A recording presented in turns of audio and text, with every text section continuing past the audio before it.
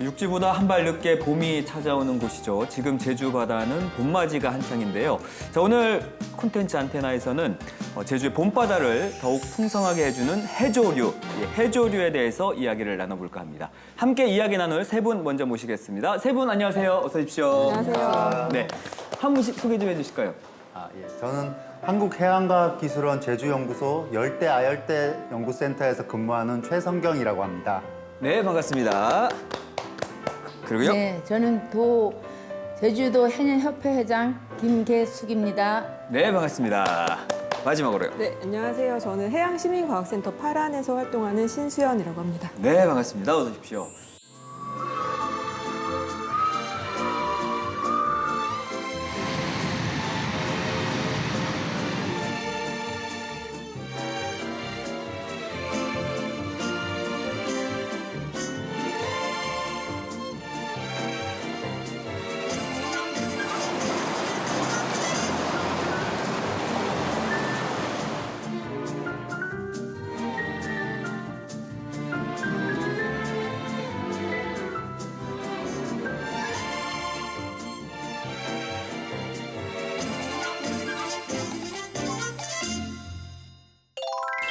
지금 한창 해조류 작업으로 바쁠 때 아니신가요, 회장님? 네, 요즘 미역이 제일 요즘 제철이고요. 모자반은 있는 동네 있고 없는 동네는 없고.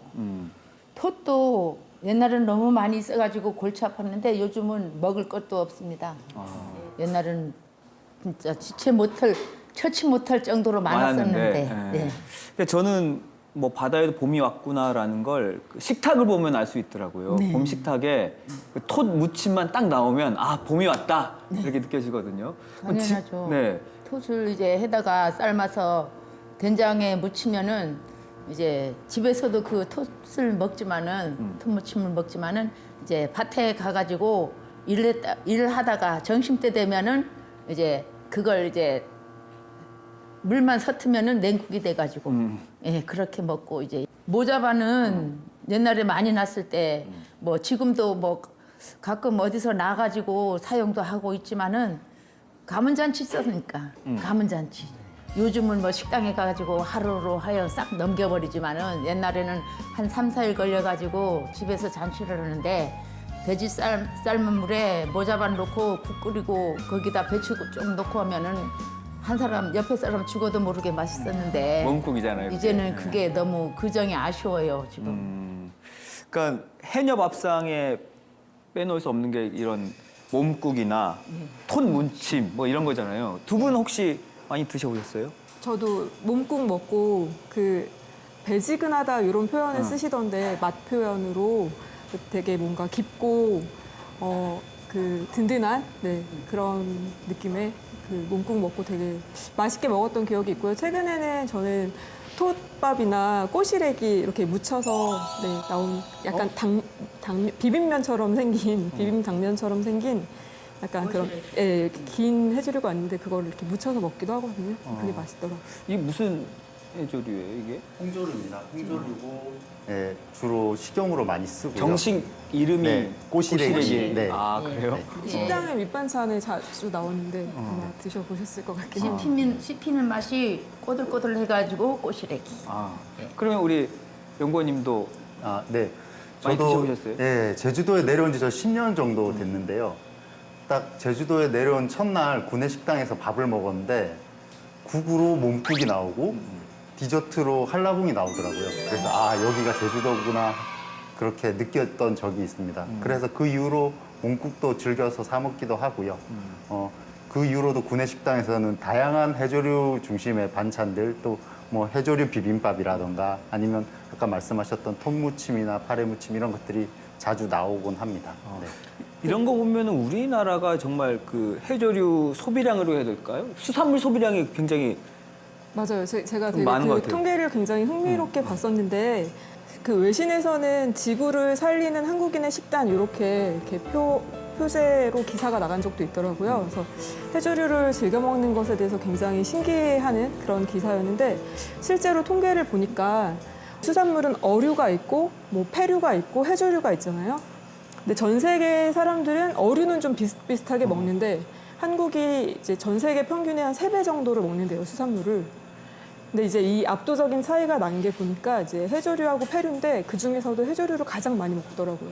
그래서 저희가 뭐 일상적으로 김도 싸먹고 김밥도 맞아요. 먹고 뭐 미역국도 먹고 각종 이제 이런 수산물 해조류 굉장히 많이 먹잖아요. 그래서 그런 게 참 흥미롭다는 생각도 들었고 그리고 주로 한국하고 일본 그리고 근데 한국이 제일 많이 소비에서 이런 식문화가 있다는 게 굉장히 독특하다라는 생각을 했어요.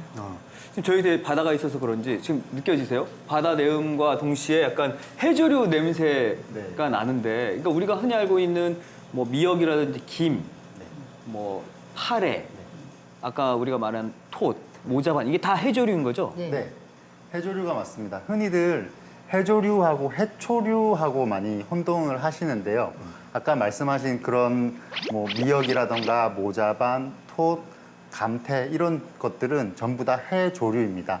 해조류와 해초류의 차이는 해조류는 돌, 안방 같은 데 이런 부착기를 이용해서 부착하는 특징이 있는데요. 흔히 혼동하는 해초류는 거머리말 같은 탄소를 저장하는 것으로 알려진 식물인데요.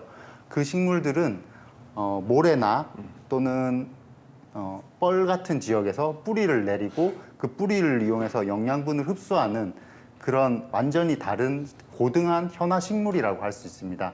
그래서 쉽게 말해서 해조류는 기존의 하등한 식물이라고 한다면 해초류, 잘피류는 육상 식물이 더 진화하여서 바닷속으로 적응해 들어간 식물이라고 할 수 있습니다. 아, 그 육상 식물이었다가 지금은 다시 바닷속에 들어간 바다로 거예요? 적응해서 들어간 거죠. 아, 그 우리 흔히 먹었던 것 중에는 해초류는 없네요. 네, 해초류는 지금 거의 다 보호생물로 지정이 되어 있고요. 그래서 식용으로 이용하는 경우는 잘 없습니다. 아, 해조류 같은 경우에도 구분이 되잖아요. 네, 가장 크게 대형 해조류라고 하는 거는 세 가지 정도로 구분을 할 수가 있어요. 홍조류, 녹조류, 갈조류인데요. 그게 이제 가지고 있는 색소의 차이가 있기 때문인데요. 녹조류라고 하면 우리 제주도에서 가장 쉽게 볼 수 있는 파래류 또는 청각 같은 것들이 녹조류의 대표적인 종이고요. 그리고 갈조류 같은 경우는 모자반이나 톳, 뭐 지충이, 뭐 그런 대형 아주 크게 자랄 수 있는 감태도 여기에 속하고요. 그런 종들이 있고 그 다음에 홍조류 같은 경우에는 모두 잘 아시는 우뭇가사리, 아까 말씀하신 꼬시래기 이런 것들이 홍조류라고 할 수 있습니다. 해조류는 이제 광합성을 하니까 햇볕이 이렇게 비쳤을 때 드는 그런 수심이 낮은 곳에서 주로 많이 이제 확인이 되고요.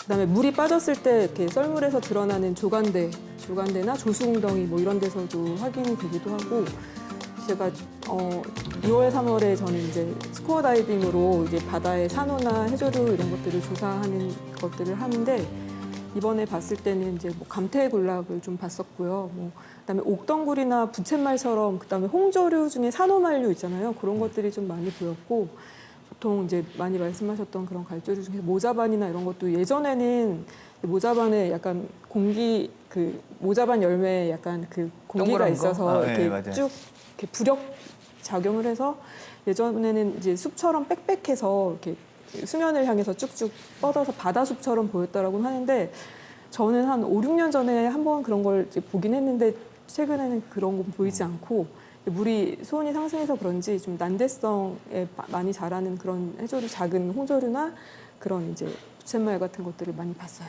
예. 요즘 바다에 가보면 연안에서 이렇게 공동으로 작업하는 분들을 많이 볼 수가 있거든요. 그건 뭘 작업하고 있는 거예요? 우뭇가사리 같은 거 공동으로 작업하죠. 5월 달에 많이들 그거 채취하는데 우리 그 모슬포 지역에는 우뭇가사리가 없어졌어요.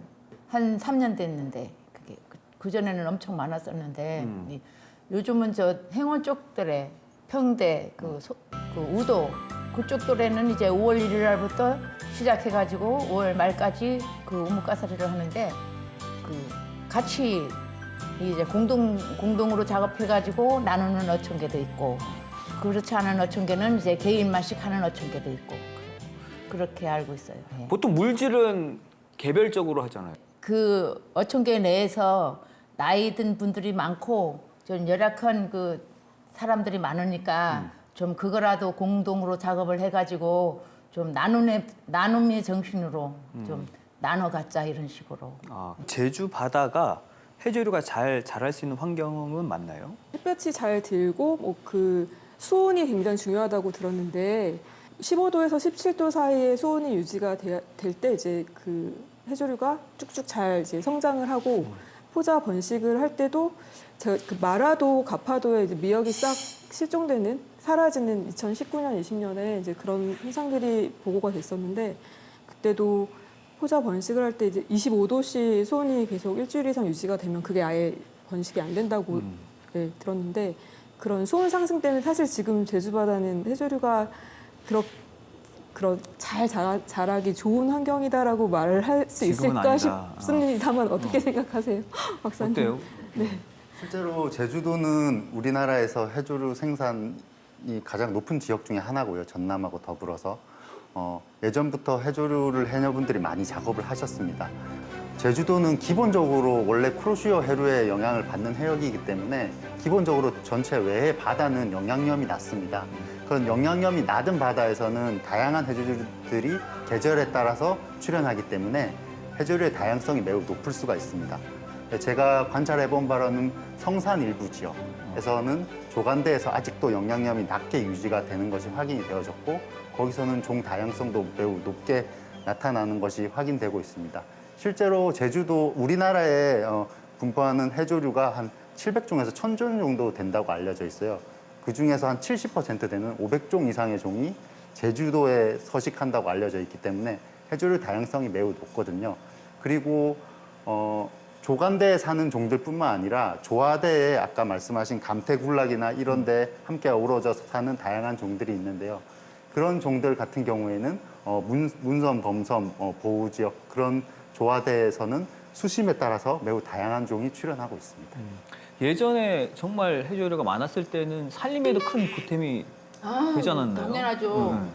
요즘은 우리가 우리 해녀끼리 뭐야 좀 지금의 아이들 키우려면은 빚이 산더미처럼 불어나겠다.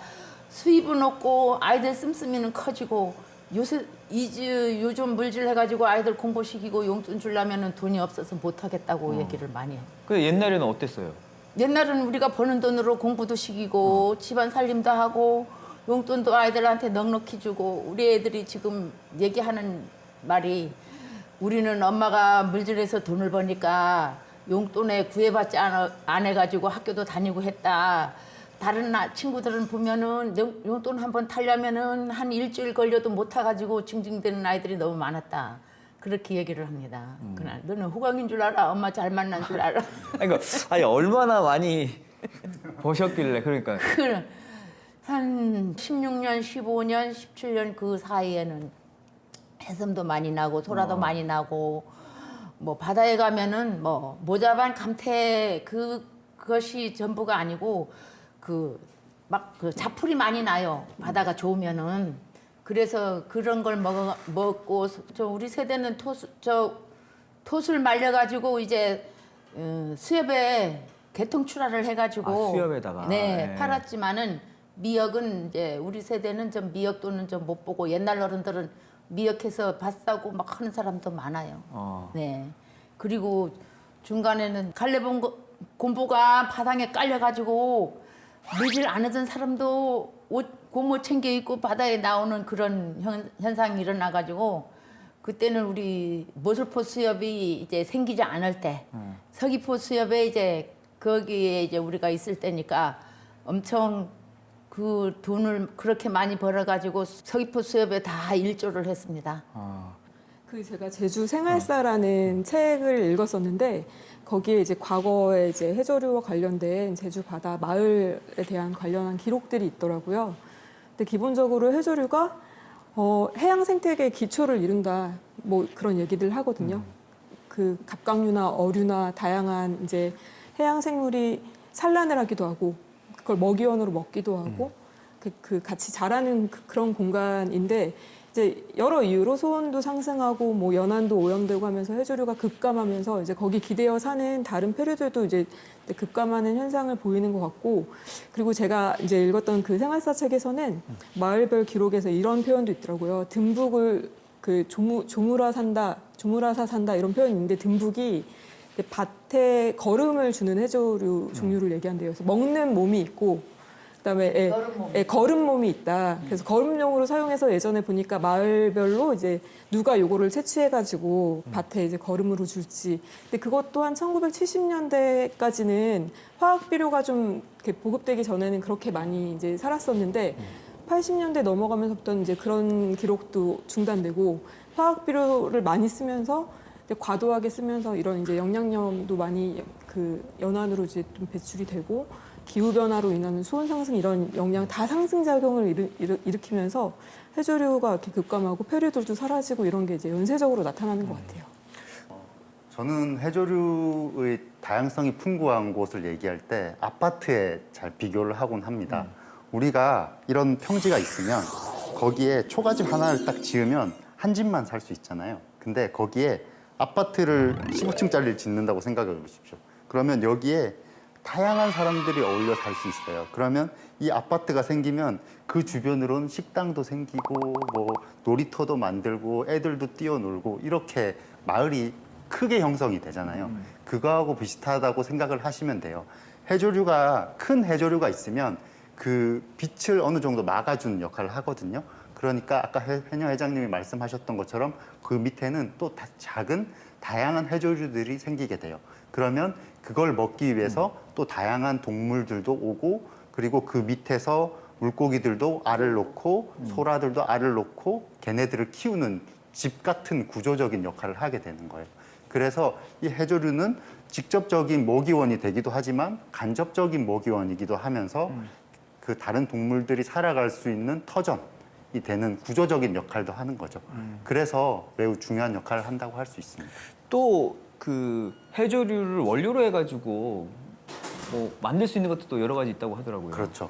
아까 센터장님 말씀하셨던 것처럼 예전에는 주로 비료로 사용하거나 주로 우리가 먹는 데만 사용을 했어요. 근데 해조류에 있는 이런 좋은 성분들이 어떤 게 있나 그런 것들을 탐색해 보니까 해조류에는 뭐 항노화, 항산화 또는 뭐 피부 주름을 개선한다던가 이런 좋은 효과들이 많은 게 규명이 됐거든요. 그래서 예를 들면 모자반이라던가 감태 이런 추출물을 기반으로 해서 화장품을 만들기도 합니다. 실제로 시판이 되고 있는 화장품들도 있고요. 그래서 뭐 영양 크림이라던가 또는 보습 크림 그리고 UV 차단 효과가 있어서 선블럭 같은 선블럭 선크림. 같은 예. 것도 만들기도 하고요. 그리고 또 먹었을 때도 매우 그런 항노화, 항산화 이런 역할을 하기 때문에 그게 건강 보조식품 또는 뭐 우리가 즐겨 먹을 수 있는 음료수라던가 또는 뭐 식품, 과자 같은 것도 만들기도 하고요. 그리고 심지어 제주도에서 만드는 숙취 해소제에도 일부 원료로 들어가는 것으로 알고 있습니다. 어떤 게 들어갈까요? 그 해조류 중에서는 숙취해소제는?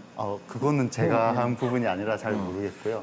주로 이제 제주도에서는 많이 지금 원료로 연구가 된 게 감태가 많으니까 감태 위주로 연구가 많이 됐고요. 그리고 모자반들도 연구가 좀 많이 되어 있습니다. 그럼 그 안에서 어떤 추출을 해서 그 추출물을 그걸 이용해서 만든 화장품을 발라야 피부가 좋아지는 거예요? 아니면 우리가 그냥 바로 잡은 상태에서 네. 그냥 팩처럼 네. 얼굴에 붙여도 그 효과가 있는 거예요? 일단 연구 결과들은 추출물을 가지고 농축시켜서 그리고 어떤 다른 물질들과 함께 배합을 했을 때의 연구 결과이기 때문에요. 그 단순히 해조류를 가져와서 바르는 행동은 조금 위험할 수도 있지 않나 하는 생각이. 네. 기능성 고급 화장품에 이제 그런 갈조류 성분이 들어갔다. 근데 굉장히 비싼 거예요. 네. 그래서 그런 광고를 보고 저랑 이제 같이 스쿠버 다이빙을 하는 동료랑 들어가서 이제 갈조류 뭐 감태나 이런 거 보이면 볼에 뭐 좀 문질러야겠다 이런 얘기도 했는데 안 되겠네요.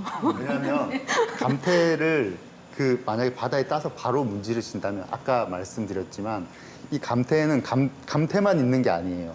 여기에는 눈에 보이지 않는 다른 조그만 생물들도 있고 다른 소금기도 있을 동물들도 거고. 있고 맞아, 염분도 있고 하니까 그런 것들이 복합적으로 반응을 할 수도 있습니다. 네. 네. 근데 왜 회장님 피부 좋으신 거예요? 저는 제가 피부 좋긴 뭐가 좋아요. 좋은데요? 네, 좋죠. 네. 좋으세요. 지금 한창 해조류 작업으로 바빠야 될 때잖아요. 글쎄요. 근데 그런데. 오늘 들어보니까 회장님은 바다로 나가신 게 아니고 밭에 나갔다가 오셨다고 하던데. 우리 동일역 저 해안에는 좀 미역이 좀 나와가지고 이 소라가 미역 나왔을 때는 자취를 감춥니다. 없어지고 또 시기도 지금 4, 5월 달에는 이제 지난 뭐 3, 2, 3월에 뭐 12월, 11월부터 작업하면은 뭐 그 12월 달에 다 잡아버리고 소라가 없는 그 형편인데도 그 미역이 나면은 또 소라가 또 자취를 감춰 돌 밑에 다 들어가가지고 미역물이라서 그래서 이제 바다에 가면은 이제 없는 소라 찾으러 다니면은 돈이 벌들 말똥 그렇게 하는데 요즘 마늘에 밭에 가면은 마늘종이 지금도 오늘 문자 뜬 거 보니까 2,700원 키로에 하더라고. 처음에는 7,500원까지 됐습니다. 초창기에는 그런 이 해녀들이 바다에 가면은 물건이 없는데 뭐를 바다에 가느냐 밭에 가서 쫑 빠고 돈 벌지 이런 식으로 다 바다에 가버리고 없어요. 우리 그냥 모슬포 수협에서도 우리 동일리부터 일과 일리, 일이, 영랑리, 무릉신도까지 6개 어촌계는 요즘 다 밭에 가고 있을 겁니다. 아. 바다에 안 가는 뭐 이제 4월 달부터 5월 달 이제 6월 한 중순까지는 이제 해녀들 얼굴 보기가 힘들어요. 원래는 사실 공동으로 작업하는 게 서로 안부도 묻고 뭐 이야기도 나누고 뭐 그런 문화가 원래 있는 건데 네. 지금 그런 작업들을 못 하시다 보니까 네. 서로 안부 묻는 것도 지금 어려워지고, 어려워지고. 예, 이야기 나눌 예. 기회도 없어지고. 예. 예. 전화나 안 오면 뭐. 그러니까요. 예. 그러니까 해조류가 없어지는 게 뭐 정말 많은 영향을 네. 주는 거네요, 지금. 영향을 주죠. 실제로 얼마나 줄었을까요? 통계 자료를 보면 예전 한 1970년대부터 뭐 1990년대 후반까지 제주도에서는 약 1년에 10,000톤 정도씩 해조류가 생산이 됐어요. 근데 그 이후 한 20년 전부터는 그 해조류 생산량이 급감하기 시작합니다. 뭐 5,000톤, 4,000톤 이렇게 줄어들다가 최근 3년간은 500톤, 300톤. 그러니까 예전에 생산되던 양의 5%, 3% 정도밖에 생산이 되고 있지 않습니다. 그래서 저도 이 부분에 대해서 방금 해녀 회장님께 잠깐 오셨을 때 여쭤봤는데요. 바다에서 나는 해조류가 없다 이렇게 말씀을 하시더라고요. 첫째는 이런 말 해야 되는지 모르지만은 바다 오염 때문에 더 없어지는 것 같아요. 우리가 대정에 양어장이 생긴 지가 한 35년이나 됐는데 그전에는 감태도 많고 모자반도 많고 우리가 모자반 있는 거기 가서 숨 비면은 물에 들어갔다가 숨 다 돼가면 어디로 나올까 하고 위부터 쳐다봐가지고 구멍 뚫린 그런 곳을 찾아가지고 나오고 했는데 그 양어장이 생기다 보니까 예, 하루가 다르게 그 모자반도 다 썩고 감태도 썩고 그런 다 썩은 모자반이 없는 바다에 숨비어서 내려가니까 그 모자반 뿌리에 소라가 달려 있습니다. 그러니까 뭐 먹을 거 없어가니까 물건도 없어지고 그때는 뭐 그렇게 수온 상승도 안 되고 얼마든지 뭐 해조류가 자랄 그런 시기지만은 그리 됐고 이제 또 한 10년 됐는데 이제 대정 하수 철회장이 생기면서 또 그게 더 영향이 더 큰 것 같아요. 왜냐면 그 전에는 가파도 마라도가 모자반이 엄청 많이 있어가지고 우리도 막 사다 먹고 그랬는데 지금은 모자반이 하나도 없고 미역도 하나도 없고 그나마 우리 동일리는 톳도 없고 모자반도 없는 그런 바다지만은 그나마 또 미역이라도 좀 나고 미역은 있고. 예. 네. 그래도 뭐 우리 동일리 같은 경우에 좀 나고 일괄이 좀 나고 한데 사계 좀 나고 하면 그 화순 대평 그쪽으로는 미역도 구경 못 합니다. 해조류가 사라지는 데는 아무래도 기후 변화의 영향이 매우 크다고 할 수 있습니다. 제가 실제로 이제 연구 자료 같은 것들을 보면 수온 같은 경우에 제주 연안을 중심으로 봤을 때 약 30년간 지금 한 2도 정도 상승한 것으로 나타나고 있거든요. 그렇게 2도라고 하면은 체감이 잘 안 되실 텐데 그걸 계절별로 끊어서 보면은 확실한 게 그것이 좀 나타납니다. 예를 들어서 괭생이 모자반 같은 경우에는 제가 연구해본 결과에 의하면 15도라고 하는 겨울 최저 수온이거든요. 문섬에서 15도라는 수온이 됐을 때 하루에 몇 센치씩 자라서 한 달에 수미터, 2미터, 3미터씩 자라기도 합니다. 그런데 이 수온이 15도 밑으로 내려가지 않게 되면 1년 내내 자라도 50cm, 70cm 이렇게밖에 자라지 않는 거죠. 실제로 그 연별 경향이 다르기 때문에 한 해 같은 경우에는 15도, 14도까지도 내려가기도 했는데요. 그때는 모자반이 10m까지도 자라기도 하더라고요. 그렇게 수온 변화에 따라 가지고 해조류의 생산량은 매우 많아지거나 매우 적어지거나 하는 것이 지금 제주 바다에서 나타나고 있는 현실입니다. 연구원님께서는 이렇게 수온 상승이 또 이제 해조를 사라지게 하는 원인으로 꼽으셨는데 또 어떤 원인이 있을까요?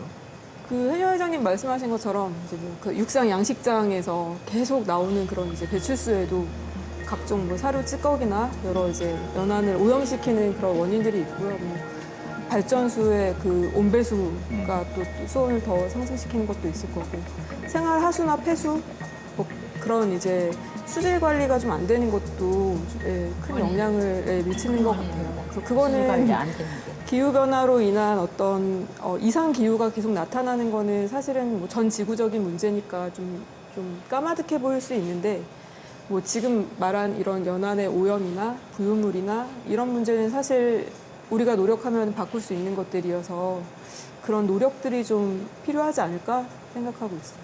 머지않아서 정말 봄 식탁에 통무침이라든지 우리가 몸국에 그 모자반 이런 거를 식탁에서 볼 수 없을 것 같아서 또 걱정스럽긴 하거든요. 정말 이 위기 상황을 극복하기 위해서는 어떤 노력들이 또 필요하다고 보세요? 우선 바다에 대한 관심을 좀 가져야 될 것 같아요. 제주도는 사실 이제 섬이고 제주도의 자랑이 뭐 오름도 있고 네, 제주 바다를 보러 관광객도 많이 오고 하는데 그거는 이 생태적인 경관의 가치나 바다의 그런 아름다움, 깨끗함이 되게 큰 몫을 하는 것 같거든요. 그런데 어떤 시설을 계속 증설해서 짓는 것 이런 것들도 저는 이제 지금은 이 기후 변화와 연안 오염과 생태계 위기 상황에서는 좀 고민을 해야 되지 않을까. 바다를 살리려면 어떻게 해야 될지를 가장 최우선에 두고 고려를 해야 될 것 같고요. 또 말씀하신 것처럼 옹가살이나 토시나 뭐 미역 같은 거는 90% 이상 급감하는데 또 영양염 때문에 어떤 녹조류들은 대발생해서 해수욕장 개장 전에 또 치우려고 또 돈 들이고 연안의 여러 이제 육상 오염원들은 또 건드리지 못하고 있고 이런 상황이잖아요. 그래서 이게 좀 중장기 정책으로 좀 바꿀 수 있는 것들에 대한 고민들이 좀 필요할 것 같고 네, 도민들도 좀 바다의 어떤 변화라든가 이런 것들에 대해서 관심을 갖고 좀 더 목소리를 내야 되겠다라고 생각하고 있어요. 그러니까 연안 바다가 오염되고 있다라는 거를 사람들이 좀 인식을 해야 되는데 네. 아직까지는 그게 좀 부족한 것 같아요. 네, 그리고 저는 이게 그 예전 자료들을 보면은 파란 바다와 그다음에 검은 바위 위에 해조류 뭐 우뭇가살이나 여러 가지가 이렇게 덮여 있었더라고요. 네. 근데 지금 보는 바다는 그냥 안반만 있거나 뭐 쓰레기가 좀 보이거나 근데 그게 원래 모습이 아니거든요. 원래 제주 바다는 되게 풍요롭고 그리고 바다에서도 이렇게 물놀이를 할 때도 투명해서 바닥이 보이는 게 아니라 여러 이제 해조 숲으로 해조류 때문에 발에 감기기도 하고 검게 보이는 그런 풍요로운 바다였다고 하는데 지금은 그런 모습을 좀 볼 수 없어서 안타깝고 네, 좀 마음을 다 같이 좀 같이 좀 먹어야 되지 않을까 네, 생각하고 있습니다. 파란에서도 이와 관련해 가지고 뭐 여러 가지 활동들을 하고 계시잖아요. 네, 저희가 이제 제주 산호도 그렇고 이런 해조류 생태계가 너무 중요하다는 생각이 들어서 이렇게 사라지는 이러다 일시에 정말 다 사라지지 않을까라는 걱정이 돼서요. 시민분들하고 같이 마을별 이렇게 해조류가 어떻게 서식하고 있는지 사라지고 있는지 뭐 산호는 어떤지 이런 것들을 수중해서 그다음에 조간대에서 조사하는 기록하는 프로그램들을 운영을 하고 있어요. 그래서 네, 다이빙을 하시거나 혹은 다이빙을 못하셔도 제주 바닷가에서 이렇게 변하고 있는 해양 생태계 기록에 함께 하시고 싶은 분들은 네, 연락 주시면 좋을 것 같아요. 결국은 제주 연안이 바뀌고 있는 것은 제일 큰 문제는 기후 변화거든요. 기후 변화는 이미 우리가 막을 수 없는 수준으로 매우 빠르게 다가오고 있습니다. 그러면은 이 기후 변화를 어떻게 할 수 있을 것인가의 문제라고 저는 생각을 하거든요. 그러기 위해서는 가장 먼저 아까 센터장이 말씀하셨던 것처럼 우리 도민, 우리 시민들의 관심이 필요합니다. 그 관심을 바탕으로 정부에서 움직여서 특정 해조류 또는 뭐 다른 해양 생물들이 잘 자라고 있는 지역을 보호구역으로 설정을 해주고 그 보호구역을 중심으로 거기에 살고 있는 우리 해조류라던가 그런 해양 생물들이 어느 정도 그런 기후 변화에 적응해 나갈 수 있는 그런 시간을 벌어주는 과정이 필요하거든요. 그런 과정을 벌어주고 그 구역 안에서 계속 지속적인 연구를 통해서 향후 미래의 먹거리가 될 수 있는 새로운 생물이라던가 또는 새로운 해조류라던가 이런 것도 확인을 하고 그걸 어떻게 활용할 것인지도 고민을 하고 그런 과정을 거쳐야 된다고 생각을 합니다. 그러니까 자연에게, 그러니까 바다에게 다시 돌아올 수 있는 시간을 줘야 한다는 거. 네, 약간 그렇죠. 자연 휴식연재 같은 그런 거잖아요. 네, 그렇죠. 특정 지역을 오염을 할 수 없는 조건을 만들어줘서 기후 변화가 일어나긴 하겠지만 최대한 늦추는 방향으로 그리고 그 기후 변화에 서서히 적응해 나갈 수 있게끔 시간을 벌어주는 과정이라고 생각하시면 될 것 같아요. 마지막으로 우리 회장님 다시 예전처럼 돌아가기 위해서 어떤 노력이 필요하다고 보세요? 다시 예전처럼 돌아가기 위해서는 뭐 온도가 상승하는 거는 우리가 어쩔 수 없이 막지 못하지만은 그래도 사람이 인간으로서 오염되는 일은 하지 말아야 되지 않겠습니까? 맞아요. 예, 그러니까 양화장 폐수도 좀 멀리 보내고 또 하수처리장 폐수도 좀 연안에 들어오지 못하게 멀리 보내고 그러면은 좀 달라지지 않을까요? 맞아요. 네. 일상에서 그게 제일 할 수 있는 바람입니다. 것들부터 시작해야죠. 네. 이렇게 세 분의 이야기를 통해서 오늘 정말 제주에서 가장 가까운 바다의 변화에 대해서 실감할 수가 있었는데요. 이제는 정말 위기인 것 같아요. 그 위기를 극복하기 위해서 오늘 세 분과 나눈 이런 내용들 꼭 행동으로 실천을 했으면 좋겠고요. 아무쪼록 제주 봄바다가 더욱더 예전처럼 풍성해질 수 있도록 여러분들의 많은 관심과 노력이 필요할 것 같습니다. 오늘 이야기 여기까지 하겠습니다. 세 분 고맙습니다. 네. 고맙습니다. 네. 자,